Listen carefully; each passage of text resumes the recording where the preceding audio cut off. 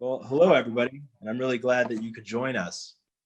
My name is Eric Garland, and I'm Associate Dean for Research in the University of Utah College of Social Work. And today I'm stepping in for Dean Martell Teasley, who's at a national conference this week. So it's my pleasure to welcome you to our ongoing 2020-2021 Quarren Talks with Teasley series. And today's presentation by Dr. Adam Hanley is entitled, "Is Self-Interest Really in Your Best Interest? Exploring the Benefits of Self-Transcendent Experiences." And this is going to be a real treat. I've personally worked with Adam Hanley, I think, for 8 years. So I know him really well. And I can tell you that he is far and away one of the most creative scientists with whom I've ever worked. So he's going to be sharing his amazing work with us. And I think it has really important implications for understanding health and well-being and about what really matters to us, touching on meaning in life. So as we begin, I want to take a moment to honor the indigenous peoples of Utah through the following land statement. We acknowledge that this land, which is named for the Ute tribe, is the traditional and ancestral homeland of the Shoshone, Paiute, Goshute, and Ute tribes. The University of Utah recognizes and respects this enduring relationship that exists between many indigenous peoples and their traditional homelands. We respect the sovereign relationship between the tribes, states, and the federal government, and we affirm that the University of Utah's commitment to a partnership with Native nations and urban Indian communities through research, education, and community outreach activities. So thanks for joining us today, and thanks to those who have joined us for the past 6 months.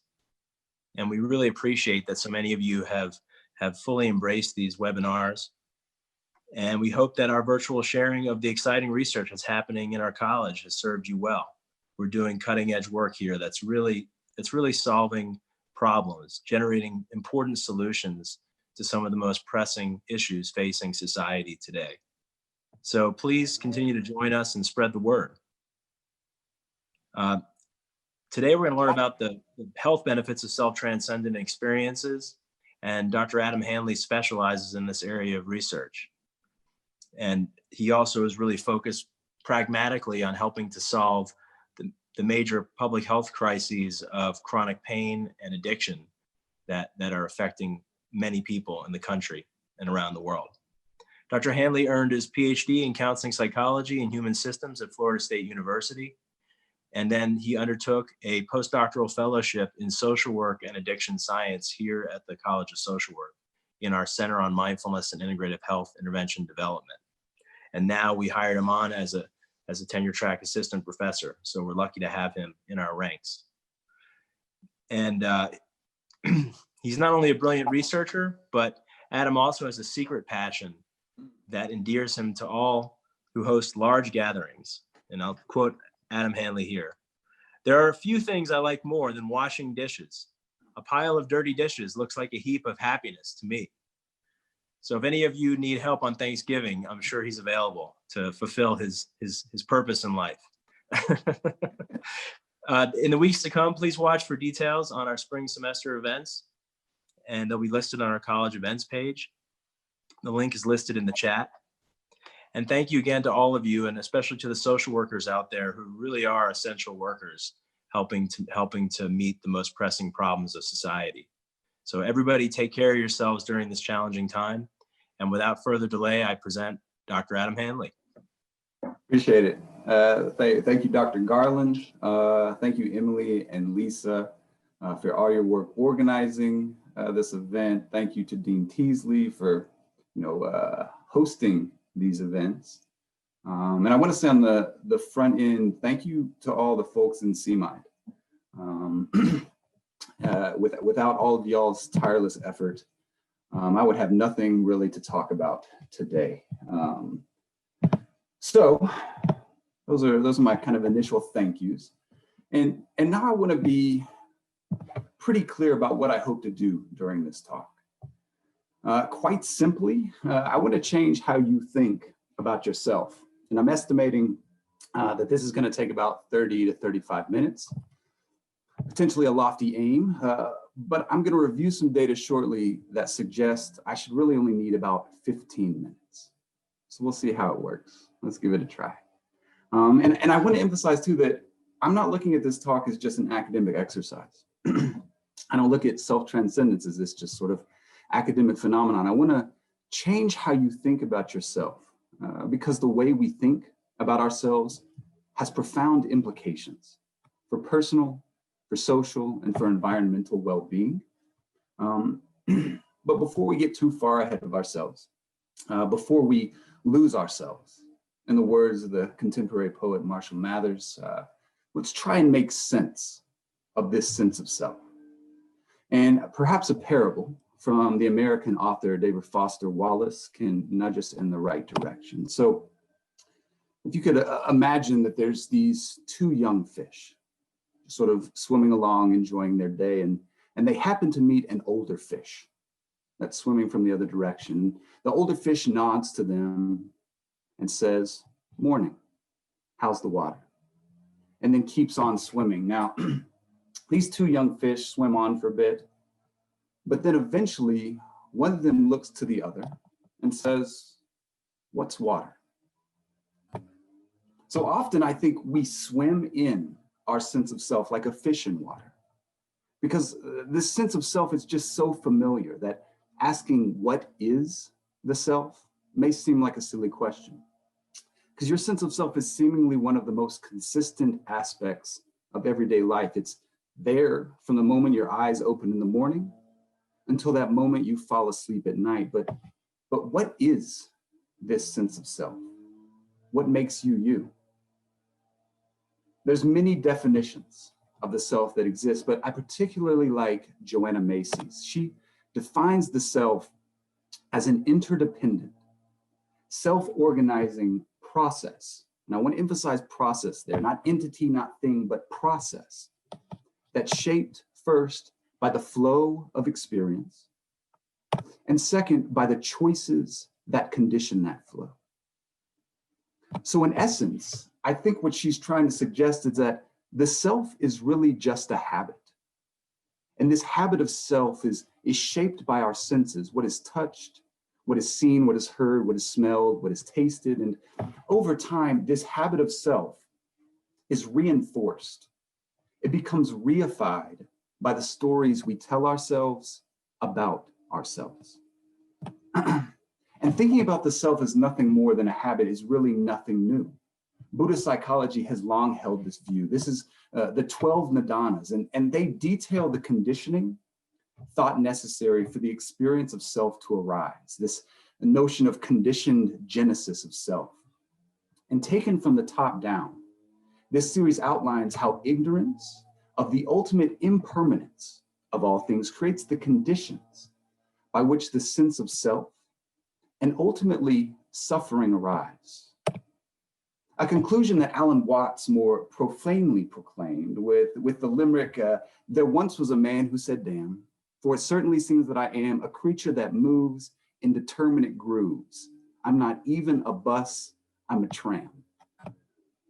But fortunately for us and our woebegone tram drivers everywhere, taking the 12 nidanas backwards provides this roadmap for the cessation of suffering.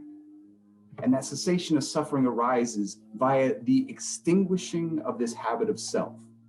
In fact, James Austin, in his seminal work, Zen in the Brain, observes that nirvana, a term we're all very familiar with, I'd imagine, can be more simply translated as extinction. And I want to say that again. So nirvana could be nothing more than the extinction of self. But extinguishing all 12 of these nidanas may feel overwhelming, especially as these bottom three are purported to reflect conditioning processes that extend across lifetimes to reincarnations. So let's simplify a bit. Today, there's growing consensus that supports subdividing the self into two primary components. There's the I, which is this self as subjective knower and agent. It's kind of that felt sense of being. And this core sense of self is immediate. It's unextended in time.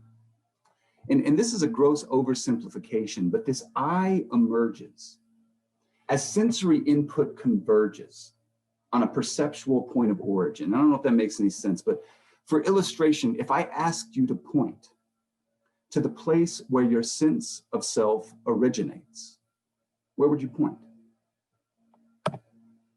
Now, if you're anything like the majority of Westerners, you're going to point to your head, where the primary sense organs are co-located. But if you pointed somewhere else, that has very different implications, and we'll talk about that in a second. So in a recent survey of about 200 American adults, I asked them to do a little coloring on this mannequin, where their sense of self was located within their bodies. And this is the image that emerged. Now you can see not a lot of folks were too strongly connected to their triceps or their knees, which provides some empirical support for William James' assertion that certain parts of the body are more intimately ours than the rest. And what's more is that on average, the self filled only about 8% of the body, which is interesting to think about because that means that most people don't intimately identify with over 90% of their body. We'll come back to this in a second. So it's also worth mentioning that those people reporting a more widely distributed sense of self also reported being happier.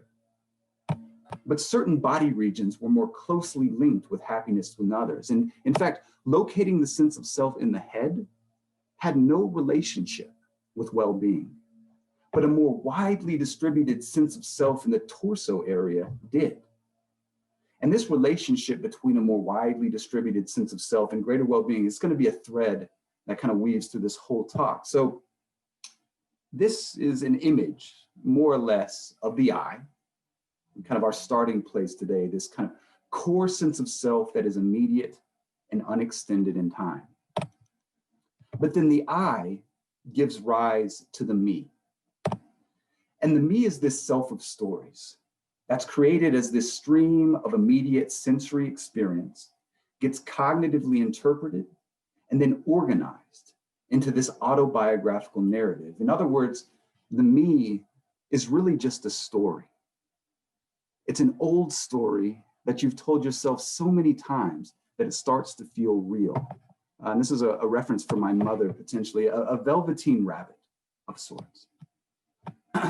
But you aren't born with this storyline, right? The story of self has to be written. And developing your narrative's main character begins with this basic sorting task. You have to decide, is this thing me, or is this thing not me? And everything in the world, right, falls into one of these two categories. William James created a list of things he thought would most likely fall into that me category. And at the top of his list were psychological processes like thoughts or beliefs. Next came important people like family and friends. And last came the physical body and the personal possessions. Now, if you would reflect, which of these things do you include in your sense of self? And asking a few short questions might give you an idea. So for example, if you lost all of your possessions, would you still be you? What about if you lost a finger? Would you still be you? What if you lost an arm or a leg? Would you still be you? If you had different friends or a different family, would you still be you? And what about if your thoughts or beliefs changed? Would you still be you? So we asked over 1,000 American adults similar questions. And what we found is that thoughts were most likely to be included in the sense of self, followed by the family, and then the body, and then friends, and then possessions. And then we drew a shape to visually represent this sort of aggregated collective sense of self. And this shape revealed that your sense of self likely originates internally with thoughts, but then extends materially from the body into possessions, and extends socially from the family into the friends. And now, at some level, this may seem obvious, but I think it points to something potentially a little subversive, that most people's sense of self is much more than just a private, internal experience.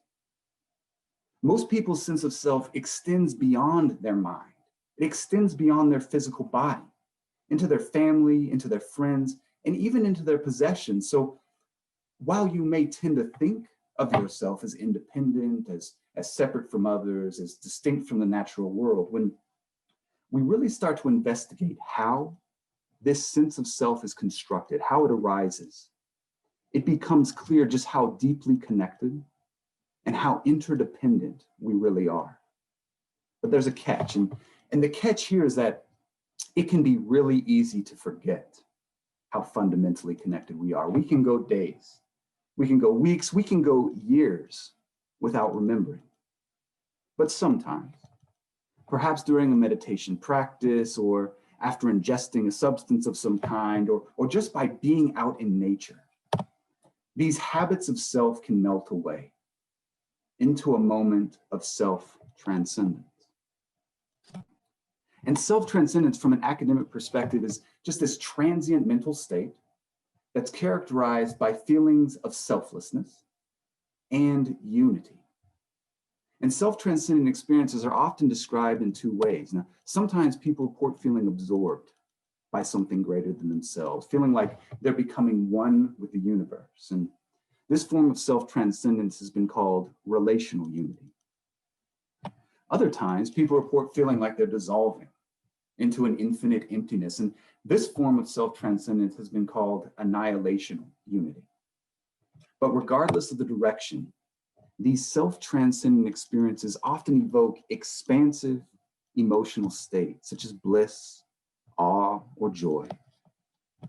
And so that's an academic introduction to self-transcendence, but maybe an analogy can get us closer to describing these experiences that by definition are ineffable, are indescribable. So perhaps you can think of your mind like a mirror. And in its natural state, the mind exists as this clean, clear surface that just openly reflects the surrounding world. But over time, the reflective surface of the mind gets clouded, it gets smudged and tarnished. It's almost like we've taken this big, smelly, permanent marker and have been writing our personal narratives all over that once clear mirror. And as our story of self develops, we cover more and more of the mirror's surface, and regrets about the past and worries about the future get etched deeper and deeper until eventually it can seem like there's very little reflective surface left.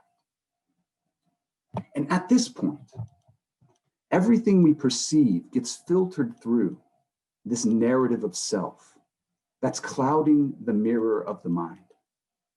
So most of the time, we aren't even really experiencing the world around us at all. We're just caught inside this self-narrative, caught in narrative like a net. And now if you're feeling a little claustrophobic, there's hope, because at any moment we can wipe this mirror clean.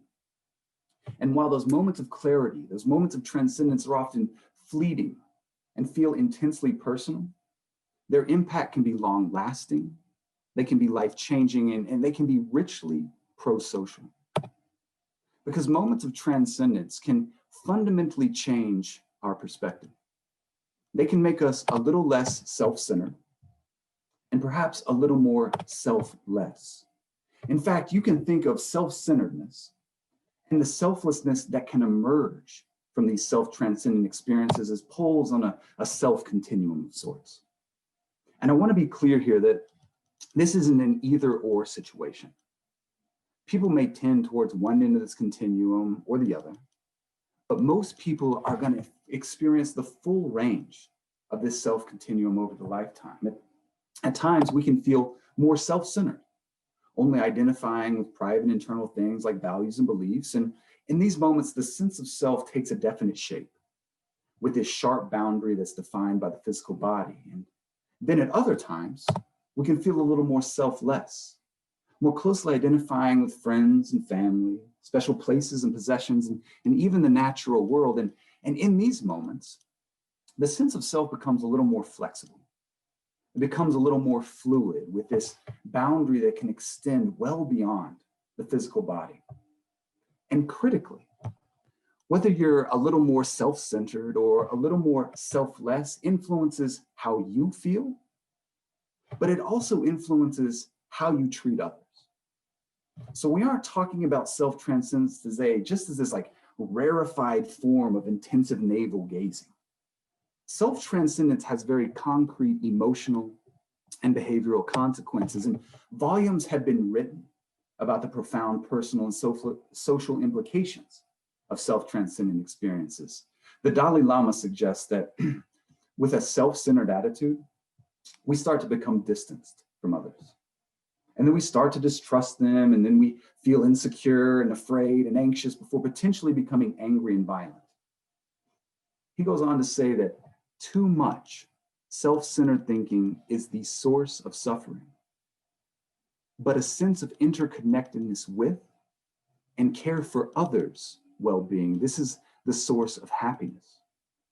But the Dalai Lama is far from the first or only person to make this claim. The transformative potential of self-transcendence has been described by many contemplative traditions, including Buddhism, Hinduism, Judaism, Christianity, Islam, the list goes on. And accumulating empirical evidence is starting to support these long-standing claims. In a very recent study, 63 participants filled out this short survey that assessed how selfless and how happy they were feeling at 5 random times throughout the day for 2 consecutive days and across all time points. Selflessness was positively associated with happiness. So people were more happy the less preoccupied they were with themselves at any given moment. And more traditional surveying methods offer similar findings. In 2 large independent samples of French adults, selflessness has been found to be positively associated with well-being. And we've examined these relationships between selfless and well-being in a sample of nearly 1,000 American adults. And same result, more selfless people reported greater psychological well-being. So with historical knowledge and empirical evidence converging here, an obvious question begins to present itself. If more selfless people are more well, more happy, more healthy, then how can we make more people more selfless? Fortunately, many of our contemplative traditions have for centuries been refining contemplative practices such as prayer and meditation for the purposes of realizing self-transcendent states. And the Buddhist catalog of meditative techniques is one of the most advanced technologies of self-transcendence we have, because self-transcendence is so intimately linked with the cessation of suffering in Buddhism. Remember our nidanas from the first couple slides. So for a preliminary kind of proof of concept analysis, we were curious if the dispositional tendency to be mindful in daily life might be linked to both selflessness and happiness in our sample of 1,000 adults. And indeed it was. We found that more mindful people were more likely to be selfless, experiencing that sense of self as deeply interconnected with others in the natural world. And more mindfully selfless people were more happy. So I think this presents a paradox of sorts, right? So finding true happiness may require us to look away from ourselves and become a little less self-centered. And perhaps mindfulness might be able to nurture the self-transcendent states that support the development of these more selfless personality traits. But to test this hypothesis, we needed to develop this quick and efficient method of measuring self-transcendence because we didn't have a lot of good options. So we developed the non-dual awareness dimensional assessment, or NADA. And here are the 3 items we're currently using to capture these momentary changes in self-transcendent states. The first item, I experienced all things seeming to unify into a single whole, is designed to capture that relational unity, that feeling of being absorbed by something greater. The second item, I experienced all sense of self and identity dissolve away, was designed to capture annihilational unity, that feeling of dissolving into an infinite emptiness.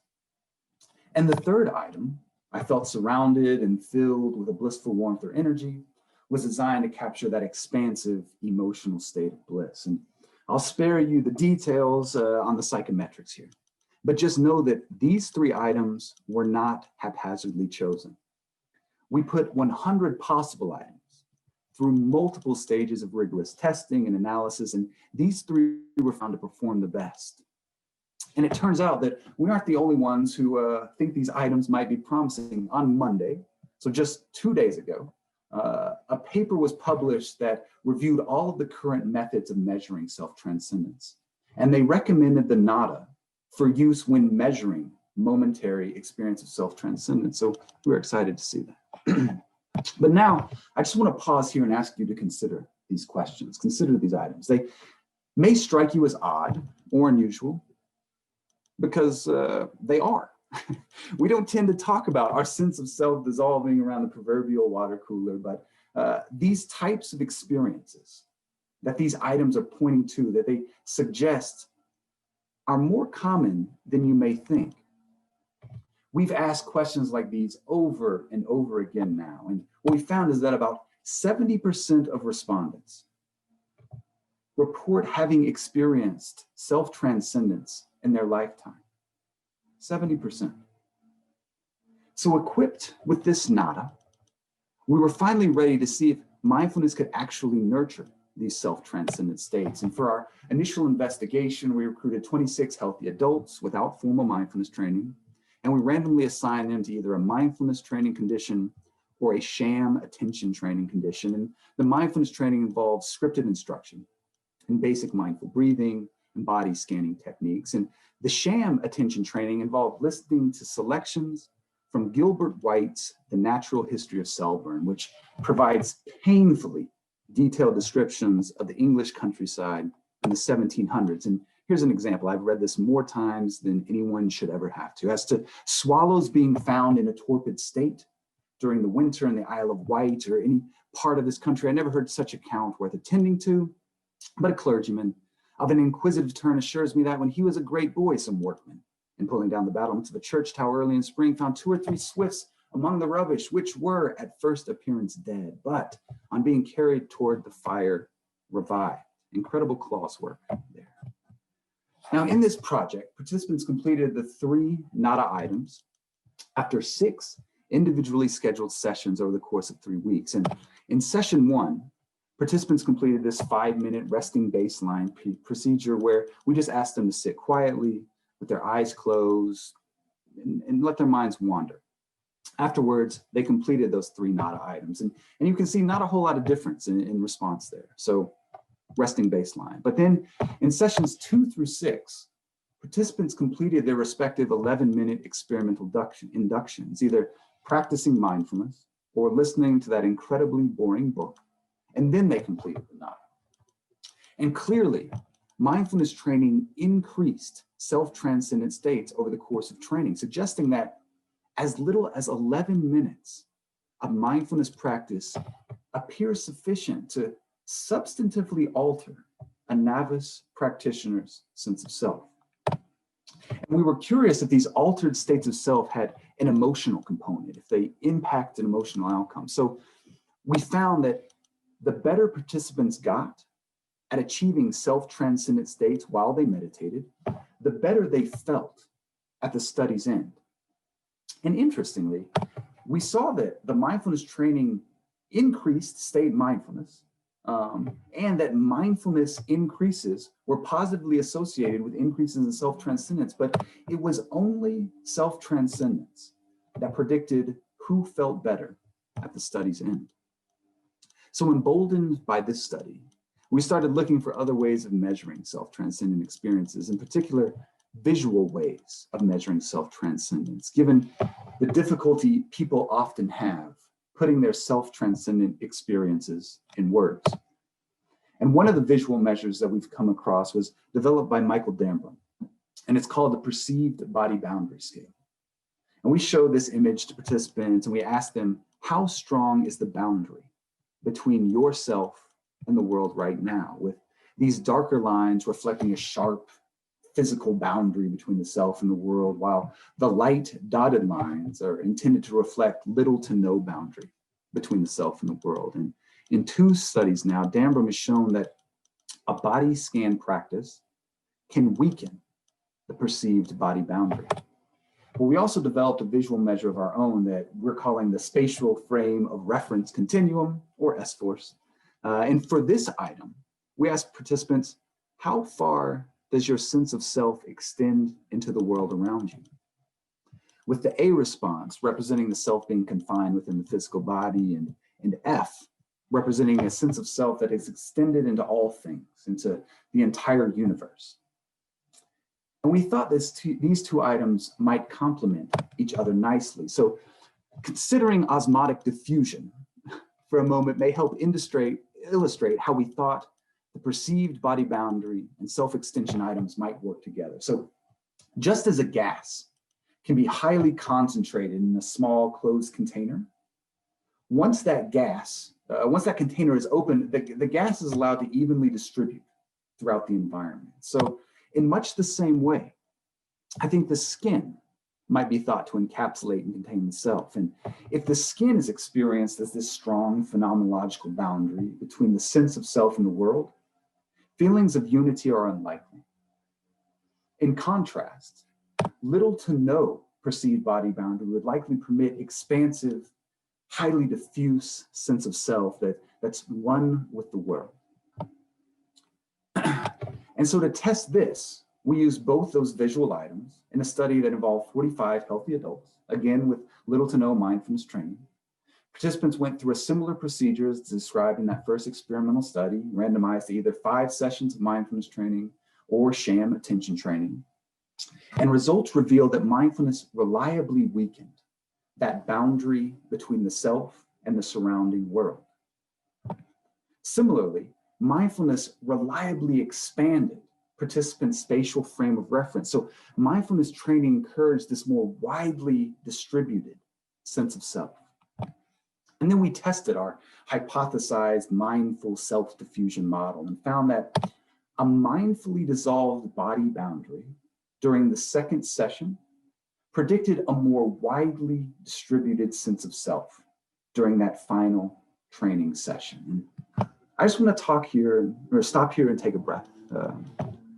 And just kind of consider the take-home message thus far. And I think it's that healthy adults with little to no mindfulness training regularly report self-transcendent experiences during guided meditation practice if you ask them. And that's a big if, because the thing is we haven't really asked about self-transcendent experiences in a consistent way before. And whether you use written survey items or visual scales, you're going to find pretty much the same thing. At least that's what our data says, that mindfulness practices can change how a person experiences their self. And so having observed these promising results in healthy adults, we were curious to see if these mindfully induced self-transcendent states might help relieve clinical symptomology, like pain or anxiety. And I'll give you a clinical anecdote in hopes of grounding this pursuit. So I get to lead a weekly mindfulness group for veterans that are living with chronic pain. And each group session starts with a guided meditation practice. And around the 4th or 5th week, sometimes sooner, something unusual starts to happen. At least one of the veterans will sort of tentatively say something about having this kind of weird experience while meditating. For example, in a recent group, it is big burly Marine, well over 6 foot tall, stubbly beard, deep baritone voice. And he said after meditating, I felt like I was breathing throughout my whole body during that practice. Now, not entirely sure what he meant by this. I asked if he could say a little more. He said, it felt like I was in another dimension. Another dimension, okay? I can't really explain it. It felt amazing.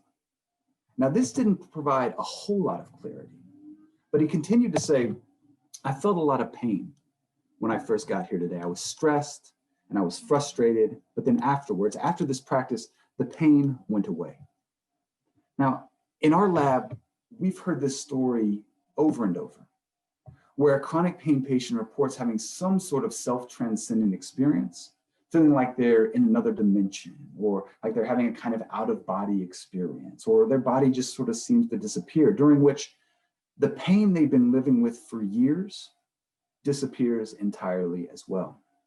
And so after hearing anecdotes like this over and over, we decided to systematically investigate the therapeutic value of self-transcendence. And one of the first places we've examined this was at the University of Utah Orthopedic Center in patients that were scheduled for either knee or hip replacement surgery. And in the first study, we compared a 15-minute mindfulness intervention with a 15-minute cognitive behavioral psychoeducation intervention. And we did this study in a sample of a little over 200 knee and hip replacement patients. And what we found was that a single 15-minute preoperative mindfulness-based intervention immediately decreased pain unpleasantness, pain intensity, and anxiety. But the question is how? Well, that single 15-minute mindfulness practice increased surgical patient self-transcendent states, which then predicted less pain and anxiety. And again, a positive association was found between mindfulness and self-transcendence during that practice, but only self-transcendence predicted decreases in clinical symptomology. So this is promising, right? It looks like surgical patients without a history of mindfulness training could first meditate in a busy orthopedic center, which is miraculous in and of itself. Second, that they could achieve self-transcendent states with minimal training. And third, they could experience some pain and anxiety relief as a result. So we were encouraged by these results. We did a follow-up study. And in our second study, we were curious whether these preoperative, mindfully induced self-transcendent states might impact patients' post-operative recovery. So preoperative intervention following them after their surgical procedure. And in a sample of 118 knee and hip replacement patients, we compared 3 preoperative pain management trainings in this study. We compared a cognitive behavioral pain psychoeducation approach to 2 different styles of mindfulness practice, a traditional mindful breathing practice like we used in the first study, and a mindfulness of pain practice that was designed to help patients break down their experience of pain in the moment into physical, emotional, and cognitive components with the hope that it became more manageable as a result. And we found that compared to cognitive behavioral psychoeducation, both preoperative mindfulness practices decreased pain interference, and decreased opioid use in the first month after surgery, which is amazing. And the second time, we found that this very brief preoperative mindfulness intervention can have a significant post-operative impact. But again, here the question is how. And what we found was that the mindful breathing practice more effectively induced that self-transcendent state, which suggests that different styles of mindfulness practice may be better suited for specific types of outcome, and suggests maybe we need to be more intentional in tailoring the types of practices we provide folks. And we found that preoperative self-transcendence was inversely associated with preoperative pain. So more transcendence, less pain before surgery, as well as inversely associated with pain intensity and pain unpleasantness in the first month after surgery. So clearly here, there are other therapeutic mechanisms at work I don't have time to go into. But that moment of self-transcendence, days, sometimes even weeks before surgery, seem to follow patients into that early recovery period, which is amazing. Okay, so second break, breathing break. So that was a couple of slides with a lot of lines going a lot of directions. But the take-home message here is that a very brief 15 to 20-minute mindfulness intervention delivered in a hospital setting to people with little to no mindfulness training can decrease pain. It can decrease opioid use and anxiety by encouraging self-transcendent states. And zooming out for just a second, I think that these studies point to the possibility of transforming our medical facilities into meditation halls and our waiting rooms into breathing rooms. Wait times to see a medical provider are often far longer than 15 minutes. So why not hand out an audio recorded guided meditation with a check-in clipboard, or better yet, at larger medical centers, having a standing group mindfulness practice before and after each hour. But that's a digression. So thus far, we've seen that brief guided mindfulness practice can evoke these brief self-transcendent states in healthy adults and surgical patients. But can more intensive mindfulness training create more durable shifts in a practitioner's sense of self? And can the cultivation of a more selfless personality improve chronic health conditions? Now, treating chronic conditions is difficult because over time, the malady, in our case, pain, gets all tangled up in the sense of self. And this often happens slowly and often unconsciously. Like if you say, I am in pain enough times, pain starts to be mistaken for the self because that little preposition eventually gets dropped out. And at that point, pain becomes a primary identity. I am pain. So this is where our mirror analogy may be helpful again. If we can wipe pain from the mirror of a mind enough times, for instance, with daily mindfulness practice over the course of 8 weeks, then the mind starts to become a little clearer, perhaps a little more open, and we might be able to begin rewriting that self-narrative in a more meaningful way. So let's see what the data says here. In the final 3 studies we're going to review today, we examined whether 8 weeks of mindfulness-oriented recovery enhancement or more, Dr. Garland's therapy, could increase the frequency with which opioid-treated chronic pain patients experienced self-transcendence both during mindfulness practice and in daily life. And we also were curious whether more frequent self-transcendent experiences impacted their pain and opioid use. Now, in the first study, we randomized about 100 opioid-treated chronic pain patients to either more or a therapist-led chronic pain support group. And what we found was that more decreased pain at post-testing after treatment and decreased opioid misuse at the 3-month follow-up. But was self-transcendence involved here? Yes. Mindfulness training increased the frequency with which patients experience self-transcendence over the course of treatment, so over those 8 weeks of treatment. And increases in self-transcendence during treatment predicted less pain at post-testing, which also predicted less opioid misuse at the 3-month follow-up. And in the second study, we randomized 62 veterans on long-term opioid therapy for chronic pain to either more or a support group. And in this study, before and after their 8 weeks of treatment, we had the veterans come into the lab and meditate while we used electroencephalography or EEG to record what was happening in their brains and more clearly changed the way the veterans' brains were working when they meditated. More significantly enhanced the frontal theta power and coherence. And theta waves are important because they're typically seen in advanced meditators during these deep meditative states. But here we saw them in people with only a couple months of mindfulness training during self-guided meditation practice. No induction, no support, no recording, self-guided. But what did those theta waves mean, right? So at this point, we just have squiggles on a page, more or less. Because clearly the veterans' brains were creating more theta waves when they meditated, but what were the veterans themselves? What were they actually experiencing? And it turned out that as frontal theta power increased, so did their reports of self-transcendence as measured by the NADA, and their body boundaries dissolved a bit.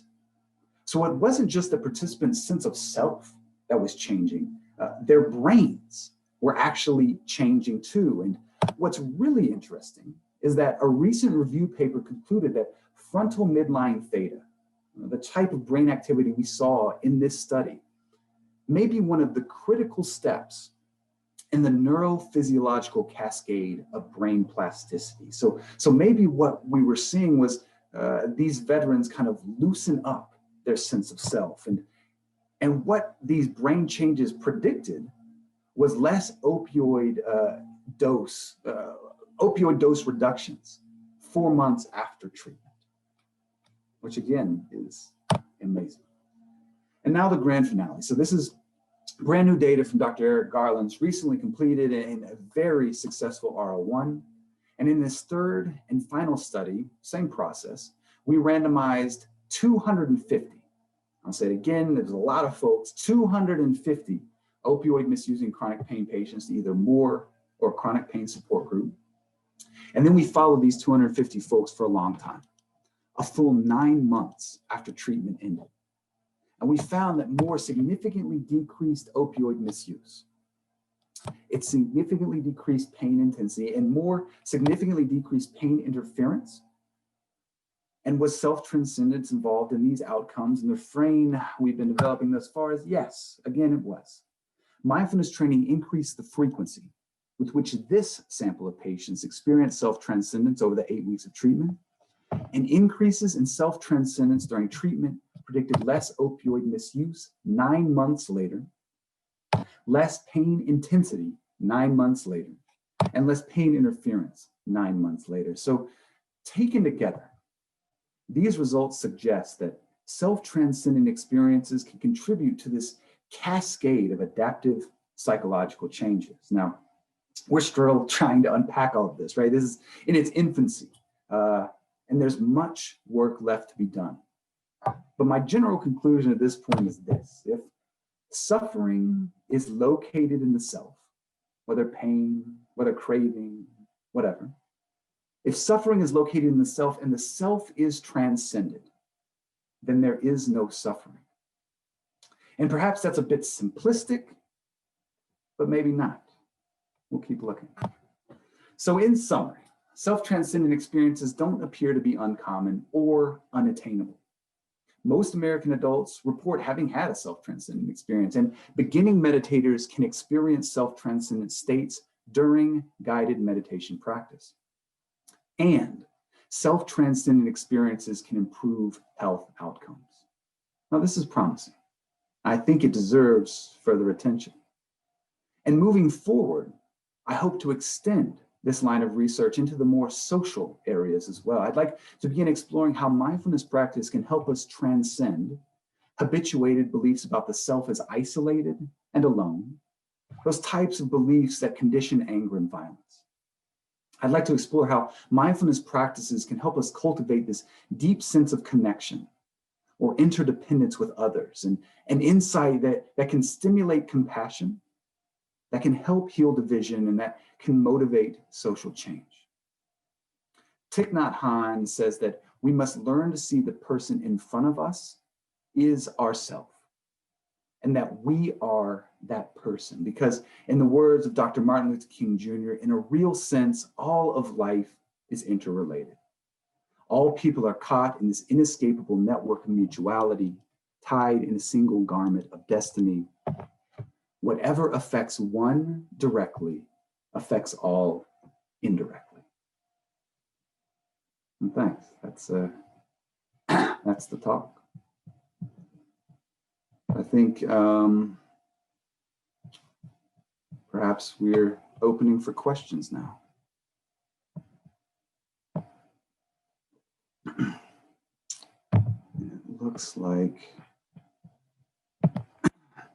It looks like there's a few questions in the question and answer part.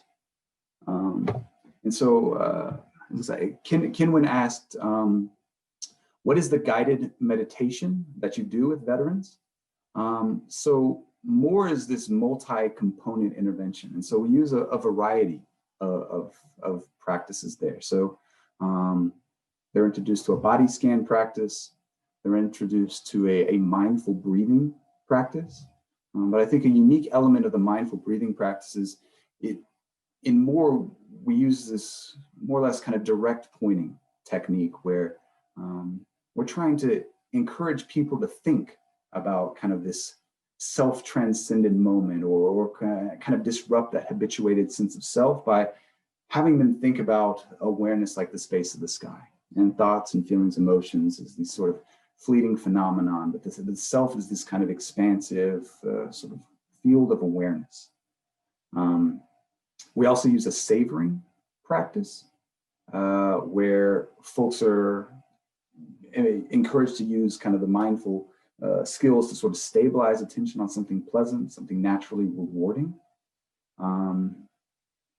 Yeah, and we're currently looking at kind of creating some more direct pointing practices specifically for the veteran populations, and those are kind of in development. But going back to some of the earlier slides where kind of talked about, are you your sense of self? Are you your relationships? Are you your friends and family? Sort of bringing those kind of questions and inquiry directly into the meditative state. So that's some of what we do there. Yeah. Good. I'm shocked right now because Gergely wrote a question, who was an exchange student back in my high school days. Hello, Gergely. It's incredible. So do I think these could be helpful for chronic pain patients? Yes. Yes.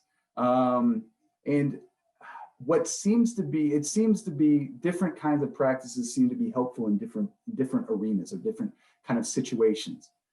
So it seems like kind of the mindful breathing practices, where the person just attends to the breath and sort of the movement of the breath in the body, provides kind of this immediate pain relief to some degree.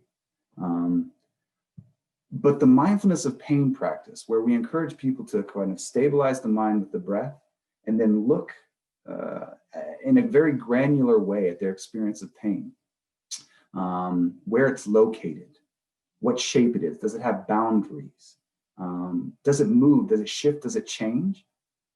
That's the practice that, at least in our preliminary data, seems to have kind of these long-term sort of pain reduction techniques. So we're still trying to explore kind of this sequential sort of maybe a sequential training model where there's an introductory kind of practice that then builds on the more complex practices. But the breath and the mindfulness of pain seem to be particularly helpful for folks living with chronic pain. It's great. Thank you, Gergely. Oh, this is good, Lord. This is more challenging than I expected to read through these questions. Oh, hello, Quinn. Thank you for your question. So the question is, what other populations are you hoping to work with moving forward? And that's a wonderful question. I think we have a lot of projects going on right now. So we're currently working with folks in methadone-assisted therapy, folks dealing with heroin addiction, folks with just chronic pain conditions. But one of the projects that we're hoping to roll out this fall, but was disrupted by everything that's disrupted our lives currently, was trying to embed these kinds of practices in a local high school. And so my initial training was in school psychology, and sort of the public school system feels like such a rich place to sort of create these resilient students, these practices that can kind of foster emotional and physical health. So what we were going to do in the high school was kind of just brief, regular mindfulness practices, a few days a week over the course of the year, and sort of look what the long-term consequences were, hopefully following these students in their transitions into college. But trying to think of all of the different populations and directions we're going, I'm not even sure I can keep it straight in my mind right now. But that's the high school and elementary is definitely a population and direction that is exciting for me.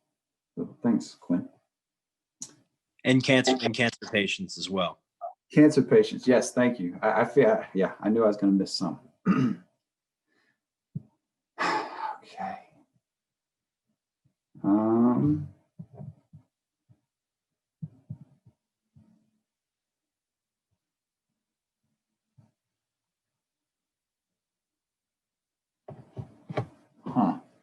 Tessa asks an interesting question about how I got introduced to this concept.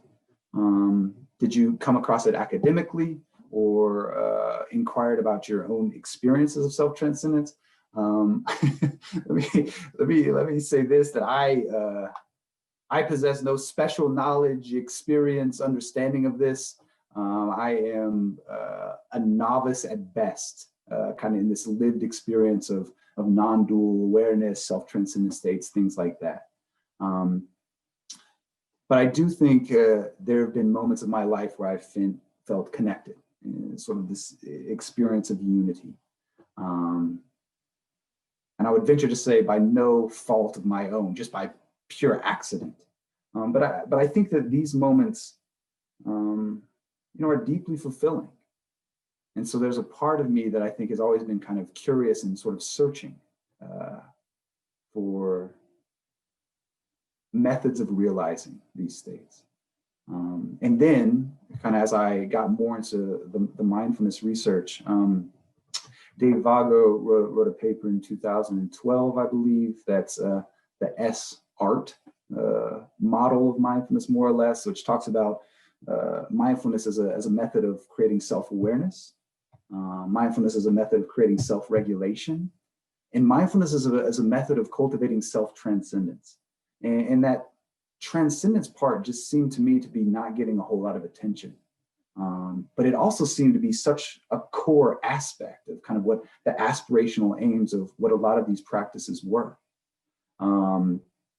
And so I think that's what really planted the seed for me into bringing this into mindfulness research. And then working with Dr. Garland, who is a fount of knowledge and information around this, I think he's really kind of given me the resources and kind of the platform to kind of dive into this and really explore it in kind of a more in-depth way. So I guess that's kind of the meandering answer to that trajectory there. Jen asks, say a little more about the theta brain activity. That's a better question for Dr. Justin Hudak, who's first author on that paper. I'm still a novice, definitely when it comes to our psychophysiology. But it seems to be a really interesting neurophysiological signature that has a lot of potential ramifications. Folks have talked about theta. I mean, I think maybe in its most basic term, it's maybe akin to kind of a sort of deep relaxation state. Folks have sort of equated it to coming online when there's this sense of absorption, sort of kind of single focused attention on something, whether it's a meditation practice or even a math problem, for instance. But it also seems to kind of suggest this sort of widespread kind of neural integration where a lot of different parts of the mind, parts of the brain are sort of coming into congruence, which Zoran Josipovic has done some scanning around these kind of altered states of self, these self-transcendent experiences. And that seems to be what his research is saying, is that when we get into these transcendent states, the default mode that kind of instantiates that habituated sense of self comes offline somewhat, and the brain just becomes this more open, sort of plastic, less habituated space. And so it looks like theta has some sort of role in kind of creating these new possibilities, these kind of openness. But if there's neuroscientists out there, they're probably disappointed with that answer, so I apologize.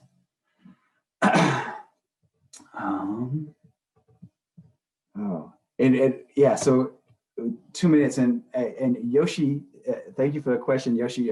How does self-transcendence relate to compassion, both compassions for others and the self? You hinted this into the talk that self-transcendence will increase compassion. Any data to support this? I do not have that data yet, but I hope too soon. Well, we have some data, and we're looking at it now, where we're looking at whether self-transcendence can occasion kind of feelings of connectedness, feelings of unity with others, decreasing that sense of isolation. But yeah, I don't have that data yet. I've always wanted to do a project where the participant leaves the lab, and like we knock over a box of pencils or something, and use number of pencils they pick up or time spent helping clean up as potentially a marker of compassion or altruism or something like that. So I would love to go that direction, but haven't gotten there yet. So appreciate it, Yoshi. And I'm seeing that it's 1 o'clock. So I don't know, Emily, you're the boss here. Of what, Yep. what I think we're good. We've hit 1 o'clock. Thank you so much, Dr. Hanley, for your wonderful presentation. And thank you to Dr. Garland for stepping in on behalf of Dean Teasley today.